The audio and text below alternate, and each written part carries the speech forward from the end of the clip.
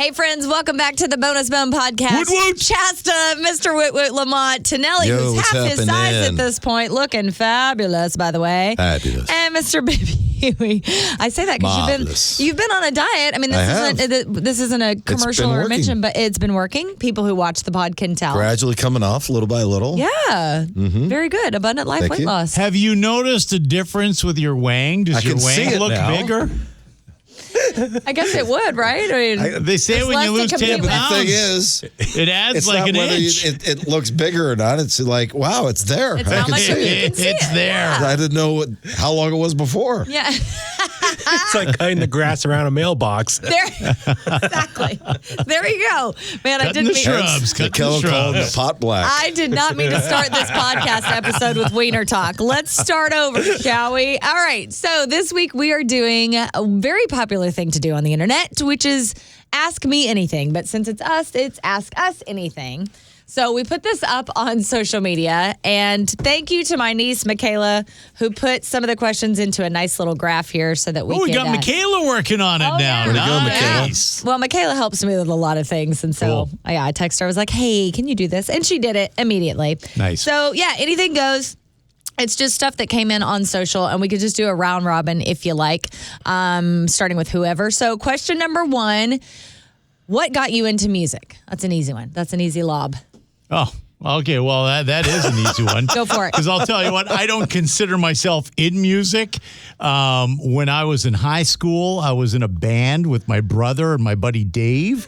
And I was so fucking shitty at playing guitar that I just feel I failed at music. So this to me was an easy way to enjoy music and get into it. So that because I'm so shitty as a musician, this is how I Because ended you're a up failed in music. musician. Yes. That's terrible. Terrible and sad, but hey, keeping it real. But it's true. Yeah. All right. Yes. Am I to read this as got into music as got into radio or just music in general? I would say just music in general, but interpret it Oh. how you like. I think there may be a radio question down here. I mean, later, I but- think radio is for me probably why, right? Listen to radio as a kid. Right. Then it was always top 40 stuff, like growing up in the Bay Area. When you were a kid, it was either KYA, 1260, or KFRC. Yeah, and that of was course. even before the Dr. Don years. Dr. Don in the early 70s is, really put KFRC You see, what got me into it was listening to radio as well. Yeah. And I used to listen to Brother Jake, and who was about 5'2" and wore sunglasses all the time, so you couldn't see he was cross-eyed. Oh. But great rock station in Winnipeg City FM, and also I used to listen to the Master of the Morning, Don Percy, and he was freaking hilarious. So I appreciated music that they were playing on the radio. Same thing as you, Paul. Yeah. Yeah. For the Bay Area, Dr. Don, of course, in the 70s. Yeah. In the 60s and 70s, a guy by the name of Gene Nelson, the Emperor. Emperor Gene Nelson was the kind of the guy that Lamont's talking about, only here in San Francisco.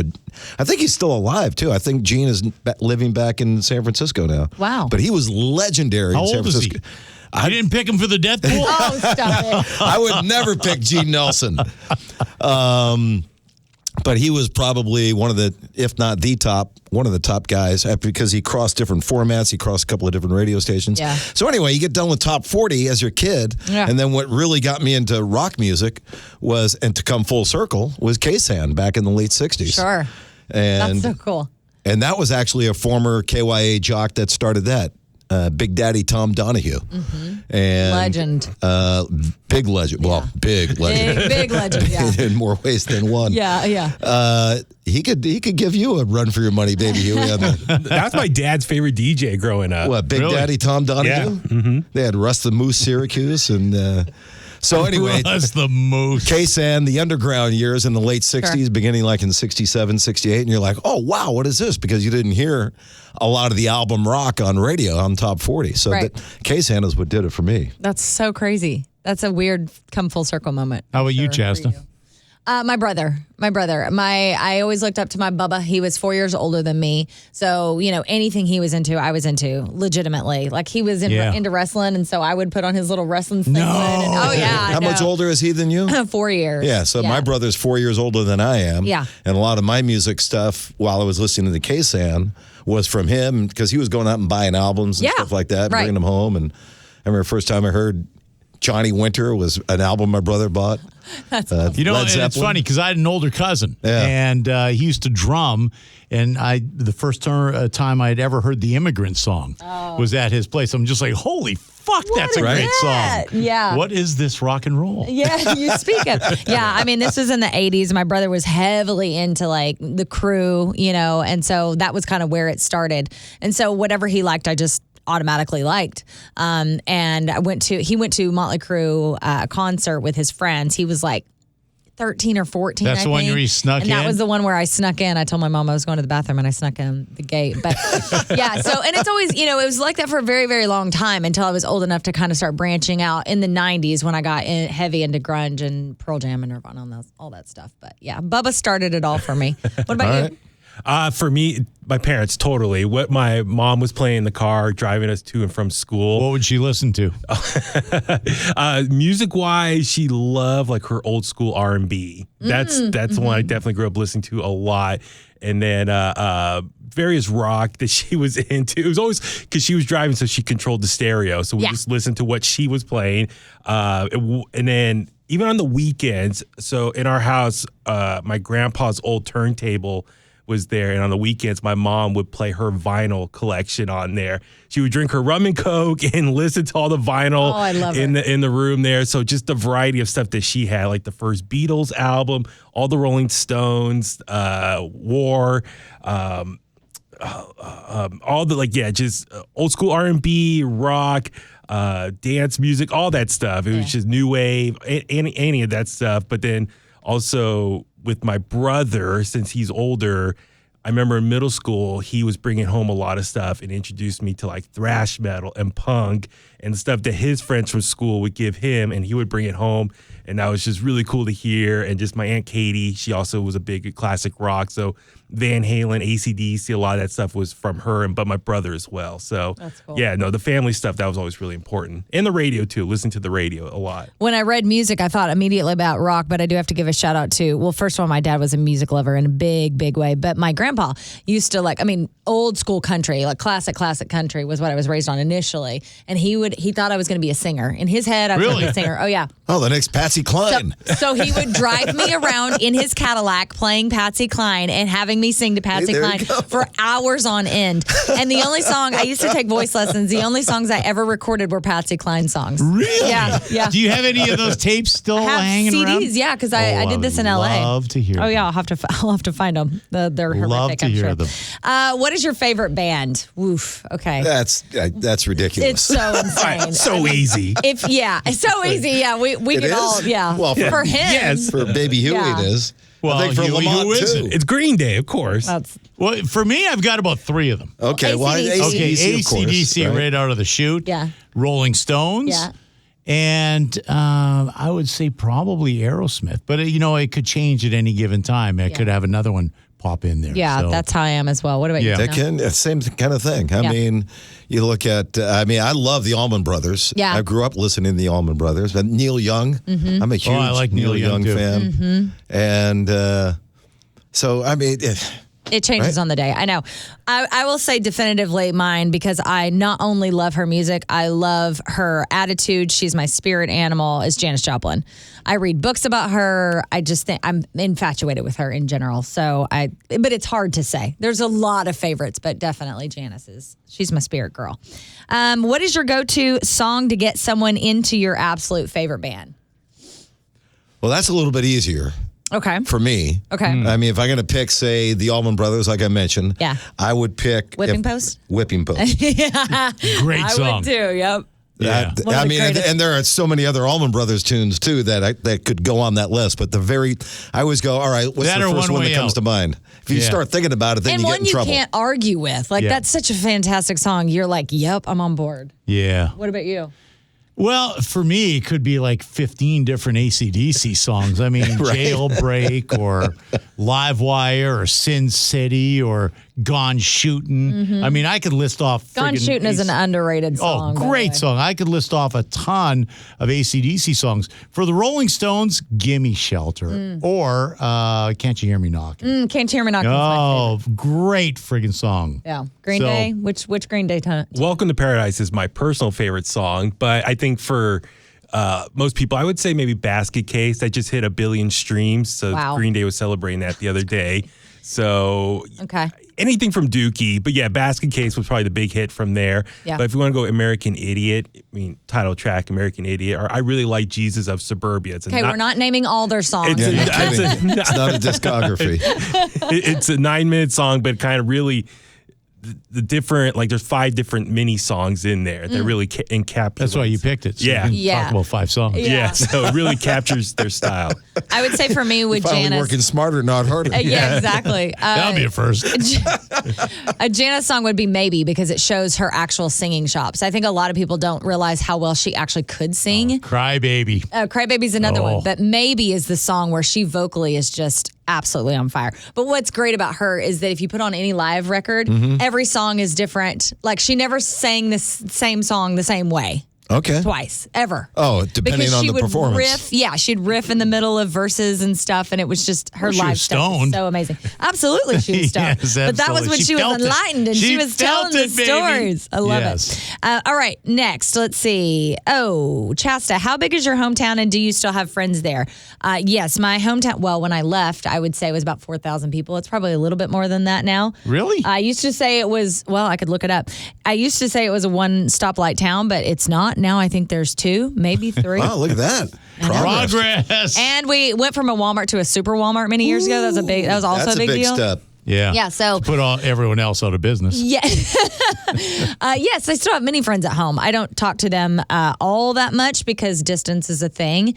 But when social media came around, it kind of took place of, having to talk to people all the time. Not having to, being able to talk to people all the time. Let's see. Which song makes you jam out the hardest in the studio? That one's an easy one for me. Like that's in current rotation. Metallica. That's one that changes all the time too, right? Yeah. Master of Puppets. Master of Puppets? Yeah, that's a great How one. are you, Chasta? Her Strut, Bob Seger. That one, great that- there song. you go. That one just gets me in a sassy mood. I love that one. What Yeah. about you guys? Tanel? Well, that you mentioned Metallica. I'm thinking about when we're in the studio, Yeah, right? yeah. And when you crank the live version of No Leaf Clover is kind of cool. Yeah. Lamont always cranks up Can't You Hear Me Knocking? Yeah, I Yep. always In the crank that one studio. up. Yeah. So, I mean, it can change. One that comes to my mind immediately that just sounds great in the studio that's not even a favorite band is Roll With the Changes by REO Speedwagon. Great yeah, song. no, I agree. And the Yeah. guitar riffs in that, Yeah. Yeah. just the way it starts, is like crank it up. Because So- the system in the studio is so phenomenal. And also, like, I think a difference, too, is when you have your headphones, something you'll crank up because you Yeah. hear things in your headphones that you don't Red Rider, hear in a car. Lunatic Fringe. That one is a good Welcome to example. the other side. Yes, exactly. That's a great one. What about you? Well, you know what? Once again, it's got to be AC/DC. I'm a one-trick pony on this Yeah, one. I I'm know, kind of right? like Baby Huey. Yeah. So Night Prowler you is know another what? one. If I hear Gone Shooting or Live Wire, Live Wire is great in the especially that studio. guitar solo. Yep. Yeah, when you crank that in the studio, it sounds great. Yeah. That's exactly what it sounds like. If you want blood, you got it. That's a really good one that's too. a great Remember one. Empire Records, the Yes. drummer? Yeah. Oh, yeah, that's a really good one. How did you stumble upon 107.7 The Bone, and what was your first day like? I have a funny story for that. Well, let's hear Baby Huey first. Yeah. How I hear okay. about it. Yeah. Honestly, seeing your two faces on a billboard on the back of a bus Really? in Alameda Wow. on AC Transit bus when you guys made the switch over. I used to see your faces there. But honestly, my brother Tommy, he loves the radio, so he would always just check out different stations. Do we have Tommy to blame on this one? Exactly. right, yeah. Yeah. So thank you, Tommy. And then he was listening to you to The Bone, and he's like, "Hey, there's a new rock station. It looks like in San Francisco." I'm like, "Okay, cool." He actually won a contest, an AC/DC contest. He did? Yeah. So it was at the time they were giving away a live AC/DC album on Yeah. DVD. So he called Tim Jeffries, and he won the contest. And then he was in the running for the grand prize, which was a platinum album for AC/DC's album at the time, the 2001 album, wherever that one was. Yeah. So, and Tommy was the grand prize winner. Oh, that's so we had to funny. come to the station to pick it up. And Oh, he got yeah, his back name. in the day whenever you had to come pick He had his yeah. name engraved, everything into that platinum. And I was like, Do you still have it? oh yeah, we still have it. Yeah. Yeah. It's what year was that? want to say 03, 04-ish. What year did we start here, Tonelli? 03. Yeah. Oh, was that 3? I think so, yeah. Whatever. That's I'm trying crazy. to think. Yeah, it had to be 03 because he was at Laney College at the time. So I think it was... Was that the AC/DC no, album it was with 02. Thunderstruck? I'm sorry, no, it was 02. I'm sorry. My mom was still alive, so it was 02.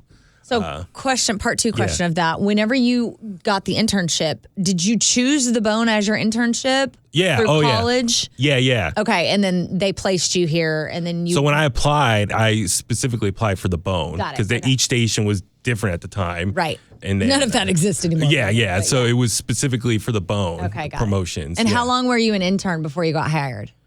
Well, you got hired back then. It was promotions was you got school credit and you actually got paid. You got paid. Oh, yeah. Wow. Yeah. Back Good then. old days. Yeah. I did not get paid on my internship. Didn't you get an award for your internship too? He did. Yeah. You did? That's when Oh, they you had didn't the know that? I don't think I knew organization. it. We had to go to Award-winning a Huey? freaking luncheon for him. Yeah. It was Yes. across the street. It was held across the They street. used to do an annual luncheon, And Paul- broadcast luncheon. And Paul stole my money. I did? Yes, because I got like a $500 check or something for winning the award. All right. And I left it on the table. Oh my God. I do remember that. And I was like, where'd it go? And Paul had it and he gave it to me. He says, he's fucking with me. I didn't Yeah. know you were Let this award-winning teach you a Huey. lesson. That's amazing. I absolutely. Yeah. I'll have to show you the Yeah. See the other pamphlet. interns that year. Still no has the kidding. pamphlet. Yeah. love it. Well, those other interns were, nowhere near as good as me. Yeah, obviously. So now, what about you? What was the question? First day of the How did you come to find out about the find- Bone? I mean, Well, yours is kind of, you Well, guys we were have brought it here. together. Right. And here's the deal. We were at KSJO, and quite honestly, I was so fucking happy there because I had a 5-minute commute from the radio station. However, Clear Channel bought the radio station, and they changed all the broadcast laws where you can own a certain amount of stations. And as a result, they own too many radio stations. So what they did is took this great fucking radio station that was a powerhouse. Yeah, it really was. And we had like a clear signal of 100,000 watts in Monterey to every Santa direction. Rosa and even further. And what they Wow. did is they said, well, we own too many radio stations and properties in San Francisco, and this is really because of their wattage. We'll reduce the signal down to 10,000 watts and point it in the other direction. Yeah. So when they did this, they came to us and said, well, we're no longer a San Francisco radio station, so we would like to cut your pay in half. It's like, are you fucking kidding me? We're number one. That's They said, well, yeah, but no, we're no. I said, well, you're still charging like you're a San Francisco radio station. So they started fucking around with us on our contract. And we were coming to the end of our contract. And it's funny you mentioned Tim Jeffries because I still remember the general manager, Paul, calls us into a meeting and tried pressuring us. Now, we have an agent. So I said, listen, I don't know why you're talking to us. We have an agent to handle this. And he goes, well, I just want to say, and he had his fucking curly hair, fucking douche. And he'd go like this with his hair. I just want to say that you really don't have an option here, that it's either take it or leave it. I said, okay, we'll leave it. Wow. And he goes, well, okay. But we had 2 weeks left in the year. By the way, he started negotiations in March. We got 2 weeks left before we go on vacation for Christmas. So, well, we'll leave it. We'll take our chances. And now he starts panicking. Yeah. Because he realizes, fuck, I may not have a morning show in 2 weeks. So we didn't call them back. And 2 days before the end of the year, we get a call. Hey, listen, you guys, if you don't sign this, you can't get in the building. I said, we'll take our chances. And we called up Tim Jeffries. And that's why I was happy you said Tim Jeffries. I said, Tim, we're not allowed to talk to anyone for 2 days, but do you think that there might be an opening there? Because at the time, the morning show here used to be ranked 35th in the morning, Chasta. Jesus, I never knew that. And we were number one. So do you think they'd be interested? We got a call back in 30 seconds. I said, I can't talk to you for 2 days. Yeah. So call my agent. And our agent had it worked out on January 1st. He worked on January 1st where we were set to go like a week later. We moved everything over here. And while we were walking into this building, we hadn't even signed the deal yet. We had a handshake deal. And we got a call from that other company, and they said now they were trying to dick with us before. Remember that? Yep, absolutely. And while we were walking in to meet the fucking staff and sign our contract, they called and said, "We'll double your salary." I said, "Hold it. Let me get this straight. 2 weeks ago, you were going to give me a haircut and a 50%, and now you're going to give me a 100% increase? How does that even make sense?" Yeah. They said, "Well, we don't want you to do this." And I said, "Well, the problem is I made a handshake deal. And Tonelli and I are like old school. Mm-hmm. And we hadn't signed it. We're going to go sign it. But we agreed to them on January 1st. So, done. Sorry. Deal's done. Talk to you in 2 years." Wow. Yeah. That's incredible. Yeah. Yeah. So that's how we found out about the movie. Wow. Yeah. Well, whenever I was working down in Los Angeles, and I mean, I've been in radio for, at that time, I think it was like 12 years or something, but I knew of Lamont and Tonelli, and I knew of, well, obviously, K-San was legendary. Right. I knew the call letters, and I knew the Bone. But when I decided to move up here for my then boyfriend, Jay, I was like dead set on working at the Bone. That was my target. That was where I was headed. There was no other It was station. rock and roll. I wasn't looking anywhere else. I wouldn't even consider anywhere else. Right. It was the Bone, period, full stop. And I started doing traffic. And so they kind of put you on like whatever station to do traffic. I was working for another company. And Mona was your We had traffic Mona. girl, right? And she was the boss there, by the way. She was. Right? She was Yeah. my boss, exactly. And so when she would go on vacation, I would fill in for her. So I was Well, doing, we requested you. did you? Oh, yeah. Oh, wow. Well, I think you kind of were forced upon us on your part from the company because we made fun of all the replacements except for you. Yes, that is true. You had nicknames for We like had everybody. We nicknames had a for lot of everyone. nicknames. We call them Cumstein and Bitch Bitch tits. Yeah. bitch tits. And they'd work True. for us once and they refused to work with And us now again. bitch tits in traffic. Yeah. That was the guy, by the way. It was. Yeah. It Just to be was. clear. Yeah, and bitch tits got so pissed off. So, and then when you came on, I said, "Oh, she is good." I was actually on a station. Thank you. I was Yeah. on a station in Sacramento, I think, at the time, which I loved. But the company, long story short, was splitting, and so she was in management. She didn't want to leave and go with the other company, Yeah. and so she could not be on your show And we anymore. requested you. And Yep. and you guys requested me, and she took me into the back office, and she was like, "I just want you to know that this is what's going to happen. It's yours if you want it." And I just burst into tears.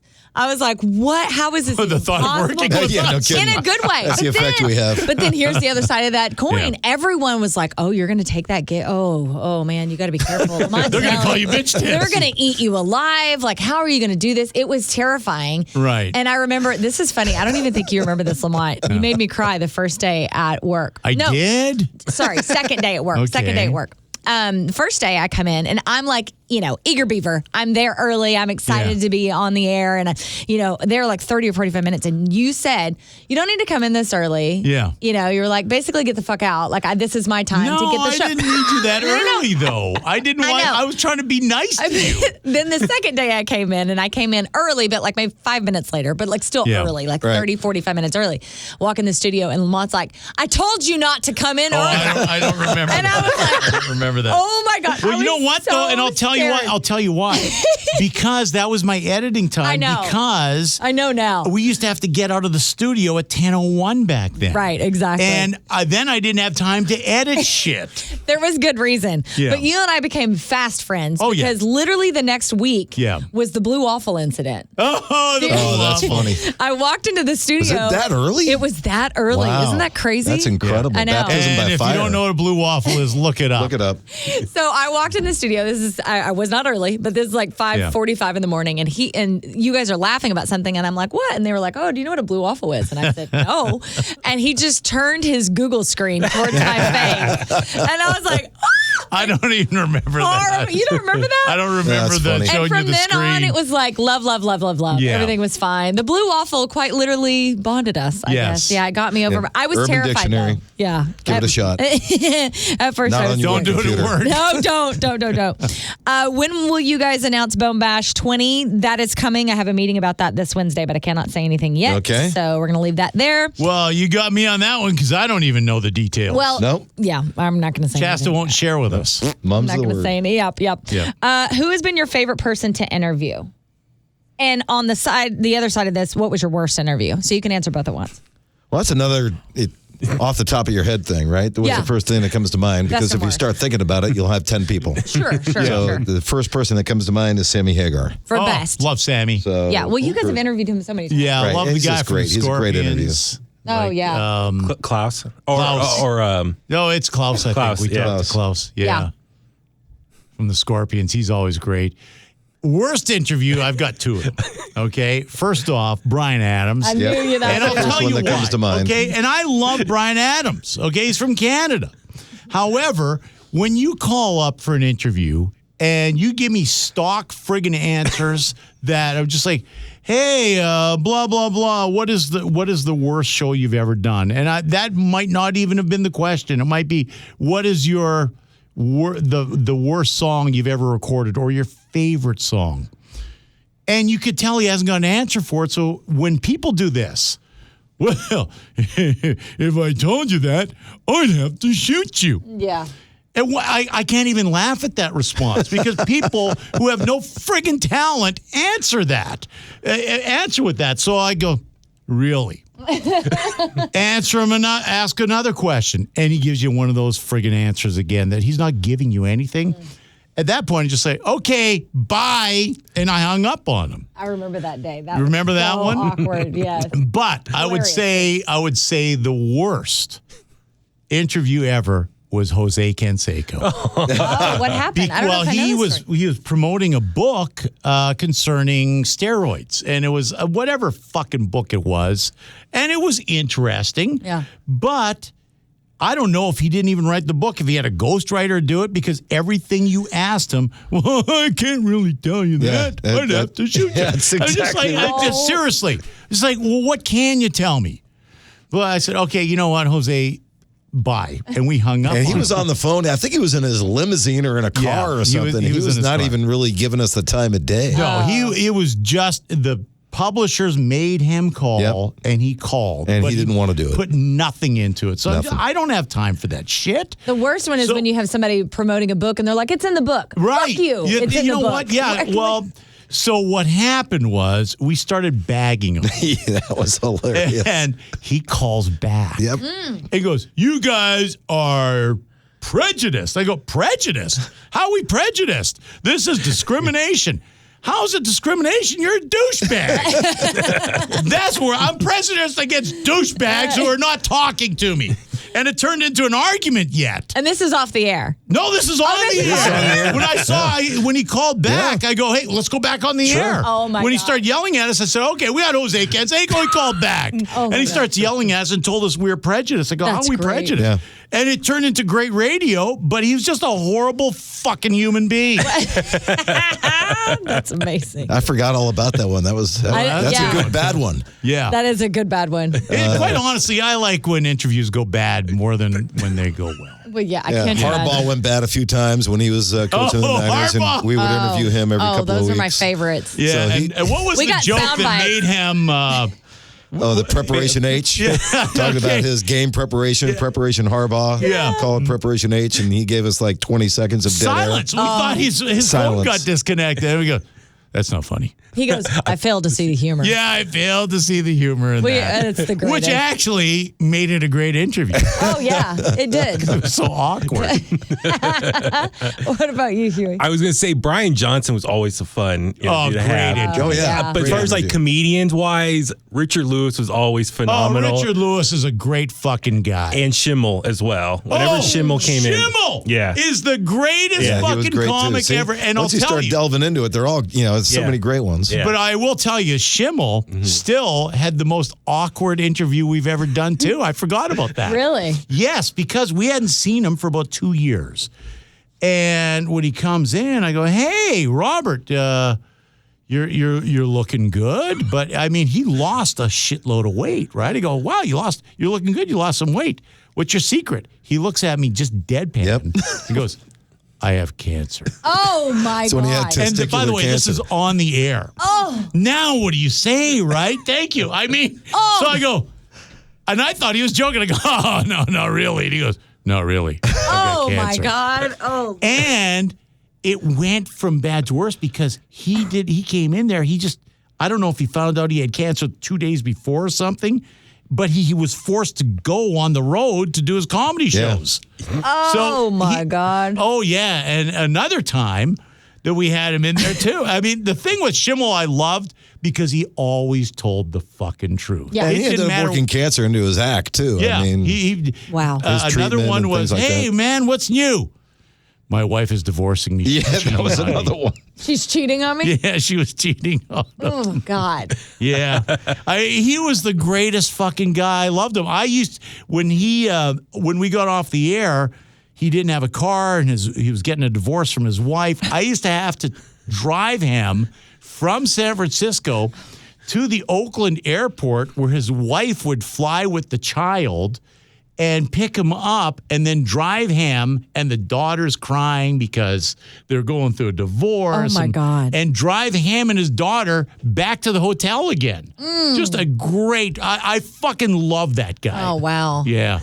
I was thinking worse. I remember, do you guys remember this? Porn star Tara Patrick. Oh, where you there's kicked another one that went bad. So she was coming in studio because she was doing an appearance at a strip club, but we were double booked that day because Damon Wayans Jr. was doing a comedy show. Yeah. So you guys, we had both of them in the studio. But here's Tara Patrick's mindset going in. I was trying to make small talk in the other room, and I said, hey, thanks for coming by the morning show. And she's like, I'm not used to doing radio. I'm used to doing TV. And I'm like, it was beneath her. I was like, the porn star. It's beneath the fucking porn star who was shooting in a fucking trailer in San Fernando Valley. Who asked to be here. Right. That was her mindset going in. I'm like, oh, great. And so we go in. She had a book out at the time, and Lamont, you're asking questions like, hey, what's in the book? And canned answers. Oh, you have to read the book. You have to go. You have to get the book. No, I don't. And Lamont's like, you gotta give me something. And she's like, yeah, I get the book. And you're like, all right. And you told her, get out of the studio. Yes, I've got no fucking time for you when you gotta read the fucking book. These other times you guys talk about, these are on the phone, but this was in person. Oh, that's so awkward. And so doesn't bother me. You told Damon Wayans Jr., stay here, you stay here. And he's like, okay. Yeah. And see me, I have to walk her out. Oh my God. And so I should have said, Baby Huey doesn't want you here anymore. Oh my God. But I did in the hallways, like, hey, can I get a picture with you first? My God. You're killing me. Did not. So the photo, she's like quick pose. So annoying. Because it's a porn star. I want a photo with her. But then after that, I was like, here's your way out. After that. Now get out. You're shameless. Thanks for the picture. Get out. The only way that could have been worse is if I kicked her out and then wanted a picture. Before you leave, though, for the website. That's so awkward. But yeah, no, that was very awkward. Wow. But she was like, fine, I'm leaving. Because she just did not want to answer any of the questions. That's Like, so it dumb. wasn't a I TV don't station. understand. Yeah, it was like, come on, give us something to promote. Right. You know, give She people probably didn't know what was in the fucking book. Yeah, exactly. I think you're right on the Ghost Rider Ghostwriters. thing. Yeah, Right. that's probably half of it. Yeah. My favorite interview, just off the top of my head, but definitely Perry Farrell. When you and I interviewed Perry, Jane's Addiction, one of my favorite bands. I mean, it was already cool enough that we had him on the phone, but he kicked back for like half an hour and chatted with us. But what was funny about it is he was in like his backyard chilling, and his wife came out, and then she gets on the phone, and they're having arguments back and forth talking to us. So then it's all four of us chatting. That was mind-blowing. That was one of the coolest moments of my life. I am going to jump in with another great interview that I just thought of. Rob Halford. And once again, it's because when he gets on, he tells you everything. Wasn't he telling us how he worked at like a sex shop? Porn theater. Yeah, and that's his job was cleaning up the fucking booths. That's what it was. And I'm just like, this guy's the greatest fucking guy I've ever talked to. Who would say that? He was great. Yeah. I fucking love Judas Priest because of that, too. I think the worst, and I can't say who this is, but the worst was an in-person interview, and they stunk so bad that I couldn't, like, it was so hard to focus. And I'm trying to be nice, and it was actually for Soundwave, so I was on like TV. Juliette Lewis for us. Juliette Lewis. That is so heartbreaking. I cannot Remember that, even. baby? Oh, my God. She had some body odor. She had a little stank. Oh, my stank on that thing. She was my go gay for, number one go gay for the longest time until you guys told me that. Well, Yes. you might as well just hook up with Stinky Bleach Lady if that's the case. It was bad. That is There was a stank going like on if there. Lamont and Tonelli say that, I'm like, oh, they're exaggerating. But seeing your face confirming it, That holds more water. I tell the truth. because Because I think you're going to like really go the extra mile on that one. Because you really went the extra mile and stank. Even Sully was like, whew. That took some effort. Who had his own stank going. Yeah, Smelly. When he smelt that stank over his stank, that's really saying something. Yeah, there were days Sully would come in. It was pretty ripe. God bless his soul. Rest in peace. But for real. All right. He's been in a coffin for 3 years and he still smells better than when sometimes he came into the studio. Horrible. All right, last question. It's a simple one. Is anyone left-handed? One of us is. At least one of us is. I am partially left-handed. Partially? I thought you were left-handed. He whacks off with his right hand. I left-handed. And I'll eat left-handed, but all the sports stuff I do right-handed. Throw a ball. Really? What's really weird about that golf. What's is that? I write with my right hand, but I play baseball There you go. with my left hand, and I bat left-handed, and I play hockey left-handed. There you go. Well, that's fascinating. Yeah. Wow. Huh, what about you? You're right-handed. I'm all right-handed. Yeah, okay. I am mostly right-handed. I do gymnastics leading with my left. And Really? And if I snowboard, it's with my left leading leg. But other than that, right-handed. I thought you were fully left-handed. Nope. Because my dad is left-handed, was left-handed, and his penmanship was gorgeous. Really? That's unusual. Left-handed people either have really good or really poor handwriting. It was like calligraphy. Which one do you fall in, Paul? Yeah. Horrible. Horrible. I mean, my penmanship sucks. Well. And then when I was a kid in grammar school, for some reason, our school used fountain pens. Oh, and so they With the cartridges? Yeah. So think about it. When you're writing, right, the ink is here. Right. But as you go across the page, the inside of my left hand was always blue black. Oh, yeah. from the ink. Yeah. The wet ink smearing the paper. I'm like, oh, shit, it's all smeared again. So then I had to start writing. Upside down? Like, yeah. I had to start writing like this. Anyway. My dad's is always like that, too. That's funny. All right. Well, there's more questions, but we're going to save them for a part 2. I think we could do this. So if you have anything. Once a month, we'll do it. I think so. It's super fun. Yeah. And people. Oh, and the question I got a million times, by the way, in my DMs, am I having more kids? No, I'm not having more kids. Okay. Like, I don't know why people are worried about my family planning, but no, Cody is a one and done. We will call this feature That Time of Month. It's butt sex only from here on in. Okay, and that's where we end it. If you have a question you want to ask us, you can leave it in the comments down below That time of on month. YouTube. I'm just ignoring them at this point. At thebone.net or whatever it is. Good God Almighty. Thank you for being here. We'll talk to you next week. We love you. Woot, bye. Woot, woot.